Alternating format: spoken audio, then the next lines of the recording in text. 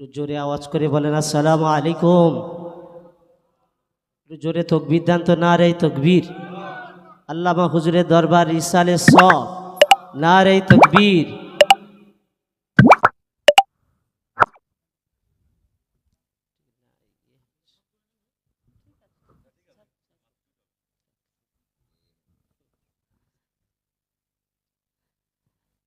نحمده ونصلي على رسوله الكريم أما بعد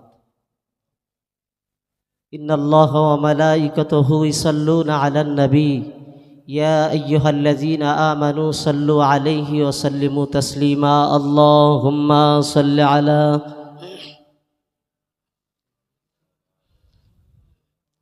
জোরে জোরে পড়ুন ওয়ালা আলি।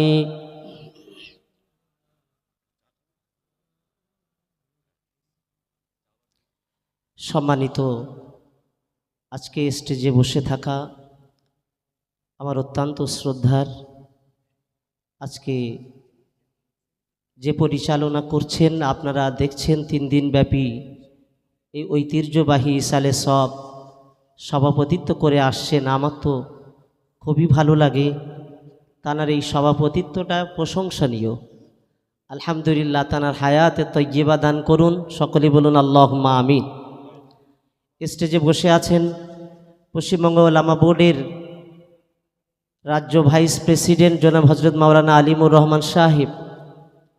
স্টেজে বসে আছেন এখানে বিভিন্ন জেলা থেকে ছুটে আসা, হুগলি জেলা থেকে ছুটে এসেছেন হুগলি জেলা প্রেসিডেন্ট জনাব হজরত মাওলানা আফরিদি সাহেব, এবং উত্তর 24 পরগনা জেলার যিনি প্রধান দায়িত্বে আছেন, সেক্রেটারির দায়িত্বে আছেন জনাব হজরত মাওলানা আব্দুর রহমান সাহেব, এবং আরও অন্যান্য ওলামা সকলেই রয়েছেন। সকলের প্রতি আমার বিনীত শ্রদ্ধা ও ভালোবাসা জ্ঞাপন করছি। আজকে আল্লামা হুজুরের দরবারে যারা এসেছেন ছুটে, বিশেষ করে সর্বপ্রথমে আল্লামা হুজুরের লাখতে জিগার হুজুর কেবলাদের প্রতি বিনয়ী শ্রদ্ধা জ্ঞাপন করি। প্রথমত আমার একটি কথা, আজ আমরা এখানে ছুটে এসেছি কেন?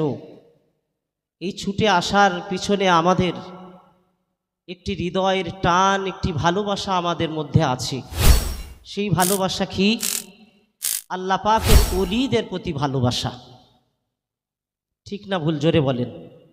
আল্লাহর ওলিদের প্রতি মোহাব্বত, ভালোবাসা।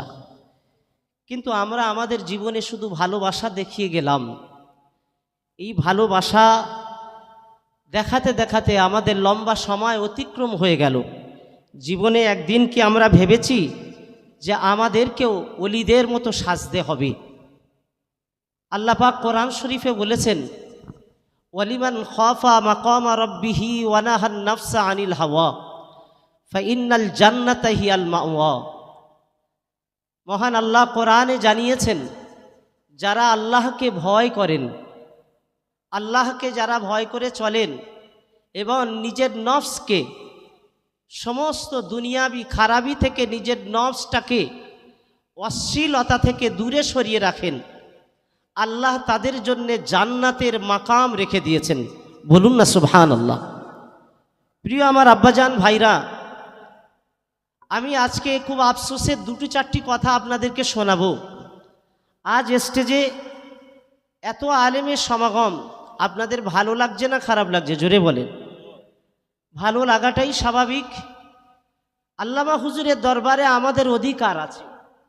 কিসের অধিকার? আমরা মুজাদ্দিদুজ জামান দাদা হুজুর পীর কেবলা রহমাতুল্লাহ আলাইহির সিলসিলার অনুসারী হিসাবে, সেই সিলসিলার একজন খাদিম।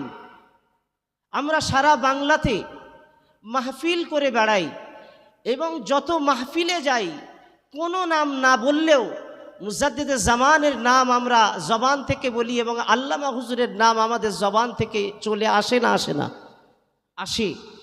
সেই জায়গায় আমাদের একটি অধিকার নিয়ে আমরা এখানে আসি। আপনাদেরও অধিকার আছে, কিন্তু পাশাপাশি সেই অধিকারের জায়গা আজকে আমাদের মর্যাদা দিয়ে স্টেজে বসার জায়গা দিয়েছেন, সম্মানে 2টি কথা বলার সুযোগ দিয়েছেন। আল্লাহ পাক আজকে এই সুযোগ আমরা যে পেয়েছি, আল্লাহ এই সিলসিলার খাদেম হিসাবে আমাদেরকে কবুল করে নেন। জোরে বলুন আল্লাহুম্মা আমিন। কিন্তু আমি আপনাদের মাঝে এই সময় কি দিয়ে যাব? কিছু দেওয়ার মতো আমার কাছে কিছু নেই, স্বল্প সময় একটি শুধু আলোচনা করে যাব। হযরতে যুলকারনাইন আল্লাহ পাকের একজন প্রিয় মাহবুব বান্দা ছিলেন, জগতের বাদশা ছিলেন হযরত যুলকারনাইন। আল্লাহ দুনিয়া পশ্চিম থেকে পূর্ব সর্বত্র তানাকে সম্মান দিয়ে তানার রাজত্ব দিয়েছিলেন। এখন আমরা অনেক রাজত্ববান মানুষকে দেখি, আমরা আতঙ্কিত হই, আমরা তাদের দিকে ভয়ে কম্পিত হই। কিন্তু একটি জিনিস আমাদের মনে রাখতে হবে, যুলকারনাইনের মতো এত বড় বাদশা পৃথিবীতে কে হতে পারে? একদিন জনগণকে ডেকে বলছেন, বাবা আমি তো মারা যাব, যখনই মারা যাব তোমরা আমার জানাজা পড়ার আগে আমার লাশটা নিয়ে একটু বাজারে ঘোরাবে আর 2 হাতখানা বার করে দেবে। আল্লাহ পাকের মাহবুব বান্দা যুলকারনাইন বলেছিলেন, আমার হাত দুখানা বাইরে বাহির করে দেবে, আমার হাত দুখানা বাইরে বার করে গ্রামে গ্রামে অলিতে গলিতে আমাকে একটু ঘুরিয়ে দিও। আল্লাহর মাহবুব বান্দা যুলকারনাইন যখন ইন্তেকাল করলেন, তানার লাশ মোবারকটা নিয়ে কাঁধে করে নিয়ে খাটিয়া করে নিয়ে পাড়ায় পাড়ায় ঘুরতে লেগেছেন, শহরে শহরে। কিছু মানুষ বলতে লেগেছেন, যুলকারনাইন এত বড় বাদশা ছিলেন, তবুও মনের আশা মিটল না, আবার চাই বলে হাত বাড়িয়েছে। আর একটা শ্রেণীর মানুষ বলতে লেগেছেন, না গো না, যুলকারনাইন দেখাতে শুরু করেছে আমি এত বড় বাদশা, কিন্তু আমার ইন্তেকালের পরে আমার হাতে আর কিছু নাই, খালি হাত নিয়ে আমি কবরে চলে যাচ্ছি। যে যেমন মানসিকতার মানুষ সে তেমন ভাবে ভেবে নিয়েছে। আল্লাহ পাকের মাহবুব বান্দা যুলকারনাইন খালি হাত নিয়ে কবরে চলে গিয়েছে এত বড় বাদশা হওয়ার পরে। আমি এই পবিত্র মাহে রমজানে, 3য় রমজানে আমি একটু ফুরফুরার পাশে একটা মাহফিলে গিয়েছিলাম। সেখানে আল্লামা হুজুরের কথা শুনলাম, কথাটা মনে আসলো আমার। ওই গ্রামে আল্লামা হুজুর রহমাতুল্লাহ আলাইহি মাহফিল করতে গিয়েছেন। মাহফিল যখন করতে গিয়েছেন, হুজুর গিয়ে বলেছিলেন, বাবারা কারো বাড়িতে আমি বসবো না, আমার খাওয়ার ব্যাপারে তোমরা চিন্তা করো না, মসজিদে আমাকে বসার জায়গা করো। হুজুর 2 ঘন্টা আলোচনা করলেন। আলোচনা করার পরে যখন হাদিয়াটা হুজুরকে দেওয়ার চেষ্টা করলেন, গ্রামের মানুষকে বলেছিলেন, বাবা হাদিয়াটা আমার কাছে দিও না, বাবা হাদিয়াটা আমার ড্রাইভারের কাছে দিয়ে দাও। আল্লাহর মাহবুব বান্দাকে জিজ্ঞাসা করলেন, হুজুর, আল্লামা হুজুরকে জিজ্ঞাসা করলেন, হুজুর হাদিয়া আপনার হাতে দেব না কেন? বললেন, বাবা আমি হাদিয়া নিই না, যে হাদিয়াটা তোমরা আমার হাতে দেবে ওটা আমার ড্রাইভারকে দাও। আমার প্রেসে কিতাব লেখার কাজ চলছে, ওই কিতাব লেখার জন্যে যত ব্যয় হয় আমার মাহফিলের টাকাগুলো নিয়ে কিতাব লেখার কাজেতে ব্যয় করি। একবার জোরে হবে না? ও বসিরহাটের জওয়ানেরা, যুবকেরা, আম্মা জানেরা, আজ আমার বক্তব্য এখানে আমি সমাপ্তি করতে চাইছি। আমি বলতে চাইছি, কোরআনে আল্লাহ পাক বলেছেন, ওয়ালিমান খাফা মাকামা রাব্বিহি ওয়া নাহান নাফসা আনিল হাওয়া, যারা আল্লাহকে ভয় করেছেন এবং নিজের নফসকে দুনিয়ার আশা, দুনিয়ার লালসা থেকে নিজেকে আল্লাহর ভয়ে সরিয়ে নিতে পেরেছেন, আল্লাহ তাদের জান্নাতের উচ্চ মাকাম দেবেন। আজ দুনিয়ার জমিনে আমরা দেখতে পাই, আমরা মাহফিলে যাই, আমরা ওয়াজের মাহফিলে যাই, আল্লামা হুজুর বিদায় নিয়ে চলে গেলেন। 5 হুজুর বিদায় নেওয়ার পরে মাহফিলের সংখ্যা বেড়ে গেল, কিন্তু দুনিয়ার জমিনে পরিবর্তন আমরা তাদের সময়ে যে পরিবর্তন দেখেছি, আজকের দিনে সেই পরিবর্তন আমাদের নজরে নাই। এই নজরে না থাকার পিছনে অনেক কারণ। আমি আজকে বলতে চাইছি যে আল্লামা হুজুরের দরবারে এসেছি আল্লাহকে ভয়ের মানুষ করে নিজেকে অশ্লীলতা থেকে দূরে সরিয়ে রাখতে হবে, নিজেকে খারাপ কাজ থেকে দূরে সরিয়ে রাখতে হবে।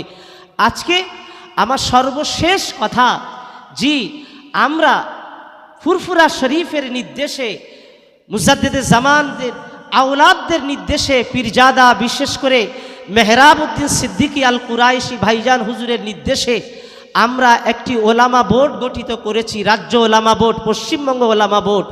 এই ওলামা বোর্ডে আমরা 200 আলেম আছি, 200 বক্তা, আলেম বলতে শুধু বক্তা আছি।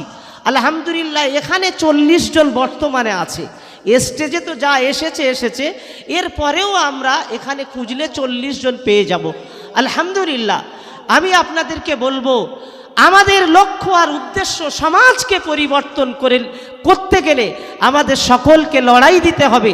তাই আমরা আগামী রমজান বাদ একটা পদক্ষেপ গ্রহণ করেছি, পাড়ায় পাড়ায়, গ্রামে গ্রামে যুব সমাজ আজকের সুদ, মদ, অশ্লীলতায় আজকের তাম গ্রামগুলো আজকে ছেয়ে গিয়েছে। সেই জন্য আমরা পথে, গ্রামে গঞ্জে আমরা র্যালি করব, যুব সমাজগুলোকে আমাদের দিকে আহ্বান করব ওলামাদের সাথে থাকার। আলহামদুলিল্লাহ আগামী দিনে আমরা সফলভাবে এই বসিরহাট আল্লামা হুজুরের তার নীতিটাকে আমরা ধরে রাখার জন্য এই পদক্ষেপ আমরা গ্রহণ করব। আপনারা আমাদের পাশে থাকবেন। এই কথা বলে সংক্ষিপ্ত সময় আমি আমার আলোচনা শেষ করছি।